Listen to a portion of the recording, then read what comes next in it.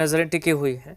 चुनावी मैदान में उतरी सभी प्रमुख पार्टियां अपनी अपनी जीत के दावे कर रही हैं। मतदान के साथ साथ बयानबाजी का दौर भी तेज हो गया है। कांग्रेस का कहना है कि राज्य में बीजेपी की सरकार नहीं बनने वाली है। वहीं बीजेपी का दावा है कि वो पूर्ण बहुमत के साथ पश्चिम बंगाल में सरकार बनाने जा रही है।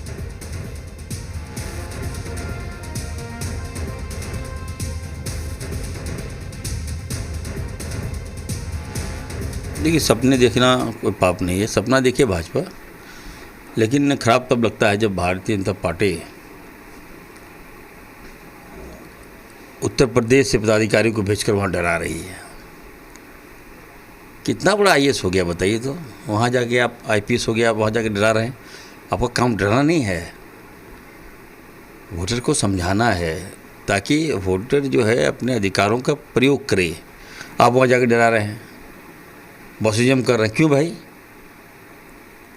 बंगाल के लोग भोले भाले हैं, इसलिए क्या यहाँ के डर धमका दिए तो जरा, ये परंपरा ठीक नहीं है।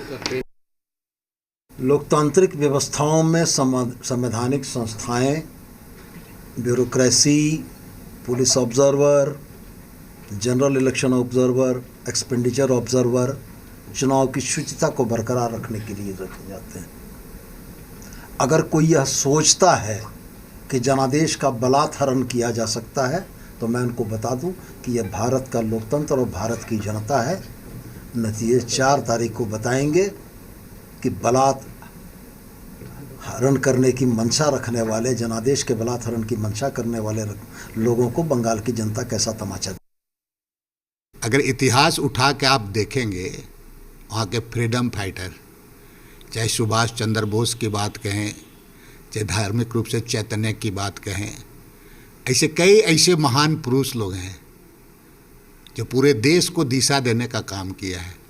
और बंगाली में तो ये क्षमता है, ये अपनी संस्कृति, परंपरा और भाषा से कभी समझौता वो नहीं कर पाएंगे। बाकी चीज़ें चुनाव है। भारतीय जनता पार्टी अपना एन केन प्रकरण लगा करके, हर तरह का ताकत लगा करके, जैसे आपने देखा हो कि 2,40,000 फौज को उतार दिया गया है। देखिए, आज भी 142 सीटों पर मतदान है और ममता बनर्जी जी से तथाकथित रूप से अपना गढ़ बताती हैं, अपना अंतिम किला बताती हैं। और ये अंतिम किला भी उनका अब ढहने की कगार पर है। भारतीय जनता पार्टी की लहर नहीं साहब, सुनामी चल रही है।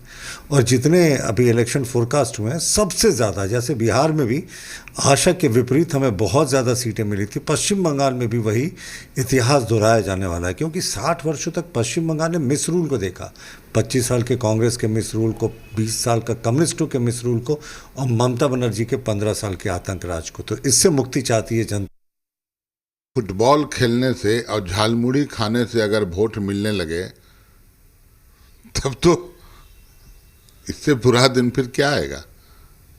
मुद्दों पर वोटिंग होता है, कई ऐसे ज्वलंत विषय हैं उन पर वोटिंग होता है, जो कुछ आपने किया है उस पर वोटिंग होता है। कल से तो चर्चाएं गर्म है। गिरिडीह में प्राचीन संतोषी माता मंदिर